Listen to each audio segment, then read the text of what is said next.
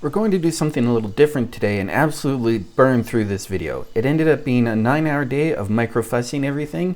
It was really repetitive, and there's not really any benefit to seeing me do the same thing 50 times. If we cut this at a 90, we'll have a gap because this is going to tilt this way. And these are going to be out in front of the tile. What we can do is give it a bit of a turn here. This sled kind of only gives you space to do 90s and 45s. Wrap this around the back because when I spin this around, it'll be on the wrong side of that bevel, so I'm going to have to cut from underneath. Oh, I see. This is some leftover quartz I had, but you can buy the same sort of material in 6-inch wide pieces as an engineered stone sill. It ended up being impossible to cut both ends of the quartz with my tile saw, so outside we went to cut it with the grinder. Even wet cutting, I didn't want to have quartz particles in the house if I could avoid it. This sucks.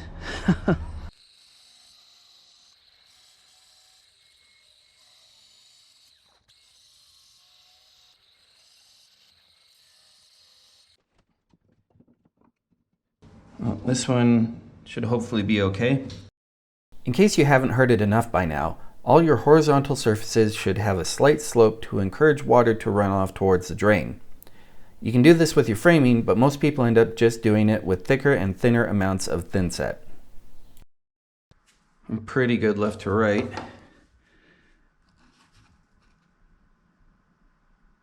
You've got maybe a 2-degree slope. That's what I'm looking for. The stings fall off? No, this is good. I cut the back of the niches out of more leftover quartz to exactly fit in before, so now with the sill of the niche in, a little more had to come off the bottom. I want to see if it fits. I haven't done the width.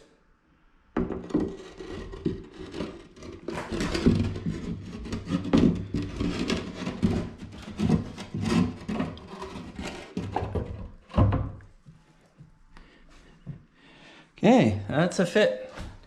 The thin set will probably not hold that up in place. Could try to cut some pieces of something to stick in the back of the bottom. So like if we cut the U part off, Yeah. just like that, then we could stack a couple of these up. We could get close to 2 degrees. And as long as we have solid contact at the highest point, then we could put another spacer in here above it. That would give us the support. It wouldn't be able to crush it. What'd you do with my level? I never had your level. You totally had my level at some point. I didn't have your level. You today. had the level. I didn't have the level today. Yes, you did. Handed it to you first thing. Yeah, so then before I took it out of your hands, you had the level. No. Yeah? No. Yeah? It was resting on a very minute cushion of air. That doesn't matter. As long as it's under your control, you had the level. Oh, so having means under my control. Yes. Under all circumstances? Under this circumstance so that I can win this argument. Gross, gross, gross, gross, gross.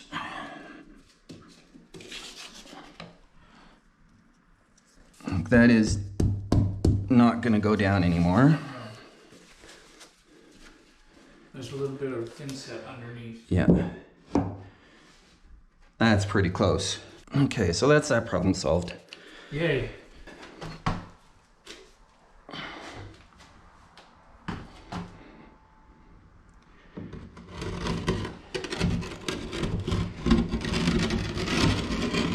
Oh, that sounds lovely.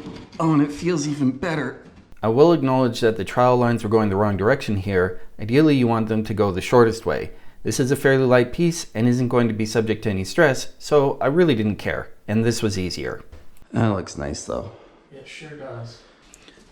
So this is left side.